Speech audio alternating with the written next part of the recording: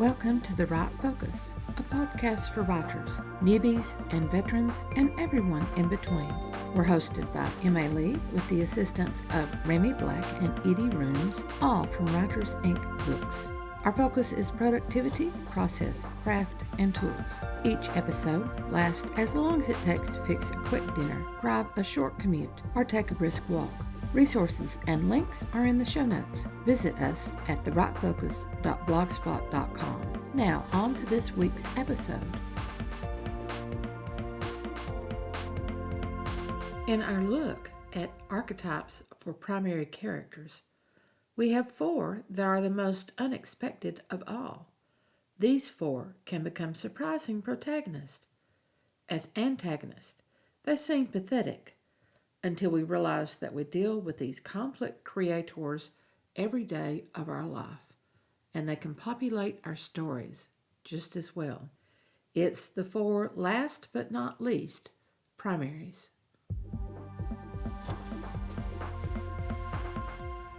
For last but not least, the Everyman, the lover, the innocent, the trickster. Of these 4, only the last seems to have any potential as the story's protagonist.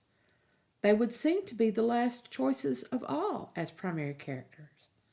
Yet when we examine them more closely, we discover that they may be last but not the least in that selection. These are the most unexpected of protagonists, and the writer who tackles any one of these character archetypes will need much more research to understand the character psychology associated with the types. First, Everyman, or orphan, and the negative side is victim. Carl Jung calls this archetype the orphan. Modern terms, we say Everyman. The Everyman fits in with everyone. This character is a good friend to all. With street smarts gained over time, the Everyman is very aware of how people and society work, even if they never lived on the streets. Like George Bailey in It's a Wonderful Life, the Everyman comes wired to understand the hidden networking. He thrives through understanding the interconnections within any social system. Everyman can stumble into irresponsibility. Understanding the interconnections, they can find ways to slip away from obligations. Everybody's friend can actually be no one's friend, as they play upon friendship to pass the buck. Look at George Bailey's uncle, the perfect example of the irresponsible Everyman, and George himself provides us with the Everyman as victim, especially when he stands on the bridge and contemplates abandoning his obligations through suicide. The Everyman can also turn into the negative victim. Oh, poor me! What a poor life I've had. In controlling the networks, he or she can manipulate others into codependency. Second, the lover, or the stalker, sometimes with forms of Siren and Seducer. The lover archetype is driven to bond, familial, relational, social, physical, spiritual. No matter the type of bond, the lover will seek intimacy. In doing so, the lover, like Romeo, may leap over the walls that some people have in forcing friendship too soon. The lover wants that zing of love, like Gary Oldman's Dracula, who's driven to bond with Mina. The blood connections ensnare him. He is the top predator building his pack, ruling them with a velvet-gloved hand. They need the constant sustenance of the relationship. Without it, the lover will feel abandoned. Here's one side of the lover's downfall. Heathcliff has an instant and so deep connection with Kathy of the first generation in Wuthering Heights. Denied the closer bond of sex, he turns on those he believes interfered, and the Kathy of the second generation suffers from his revenge. Heathcliff provides the example of the self-impetus that destroys this character. In this respect, he is last but not least, for he drives his belief that he was last selected to punish everyone he believes devalued him. First, he jumped to the conclusion that he would be denied the bond he sought. Second, his love turned to obsession. In this respect, he takes on the stalker mentality, controlling and manipulative, focused on self-needs rather than love for the other. Once the obsession is in place, he cannot release it. To abandon the obsession is to destroy the connective bond. The other side of the lover's downfall is the mistake that the connective bond is copulation. Rushing too quickly into relationships, the lover risks getting burned, or the sustaining family bond could have failed, leaving the lover crippled in how to build and maintain a relationship. This archetype may mistake physical intimacy for relationship intimacy. The lover then becomes the bed-hopping siren or seducer. Obsessed with the high of attraction and sex, he or she will be unable or unwilling to analyze the reason no deep connection ever occurs. Worse, the crippled lover may only objectify the other person. Third, the innocent, or the negative blind. The idealistic innocent is often a trusting optimist. We need innocence in our lives. They look forward with hope. They see the potential for sunny skies when all around them are storms. While some of us slog through the rain, they're singing and dancing in it. That can be very frustrating.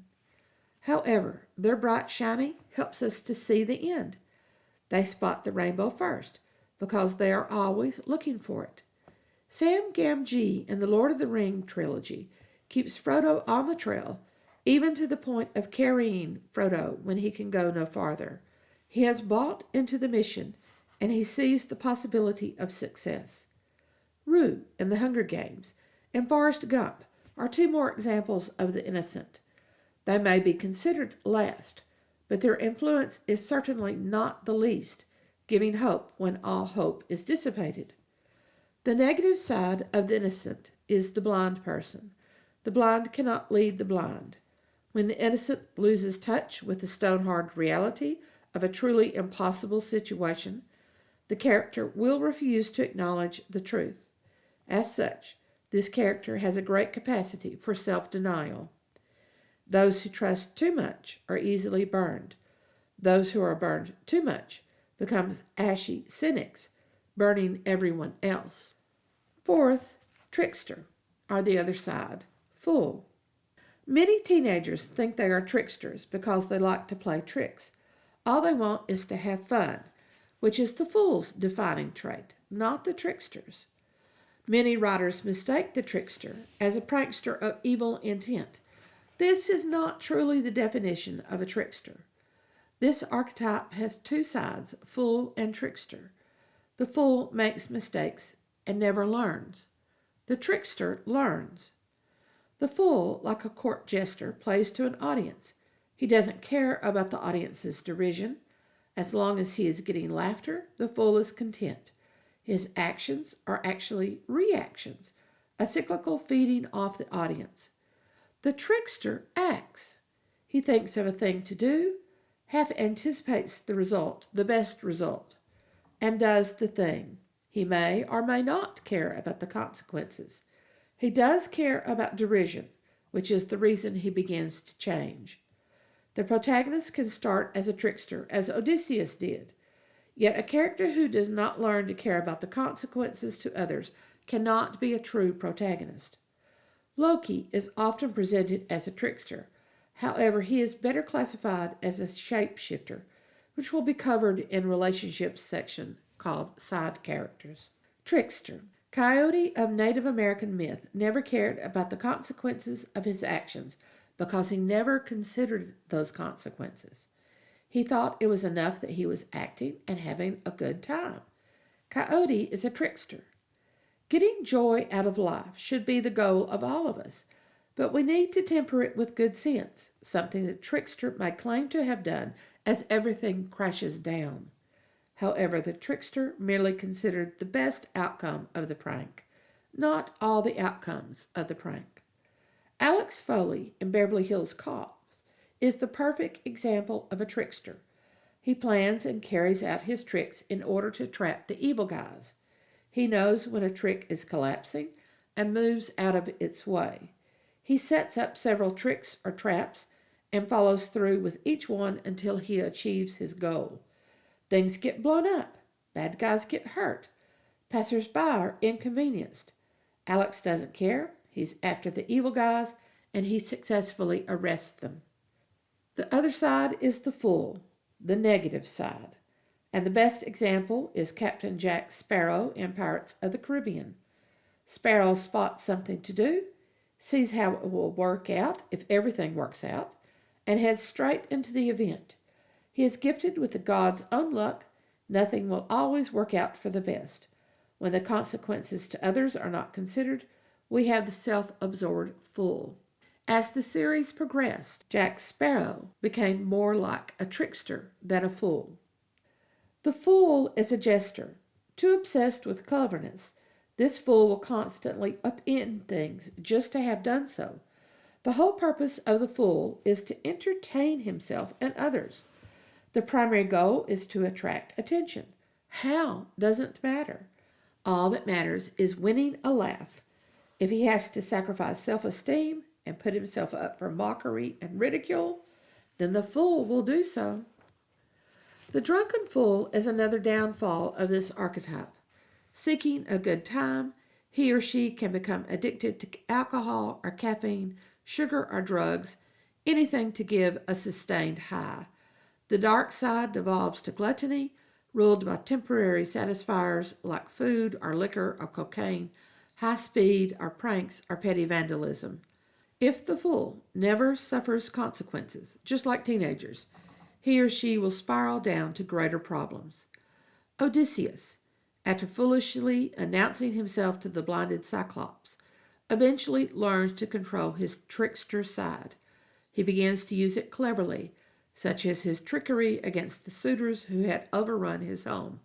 However, not telling his long-suffering wife as his return, that is classic fool behavior.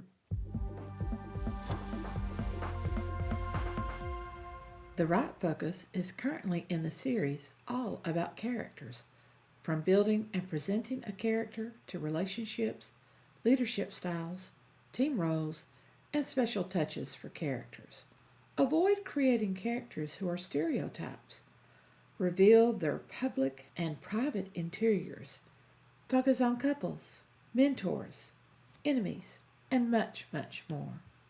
The information comes from M.A. Lee's guidebook, Discovering Characters, part of the Discovering series on the writing craft. Link to the guidebooks are in the show notes. Thanks for listening to The Right Focus, a podcast for writers at all levels, hosted by M.A. Lee from Writers Inc. Books, assisted by Remy Black and Edie Runes. Our focus is productivity, process, craft, and tools. Music is licensed through Audio Jungle, called Background Music Loop. Its creator is Alexander Polishchuk, known on Audio Jungle as Plastic 3. The music comes in different iterations.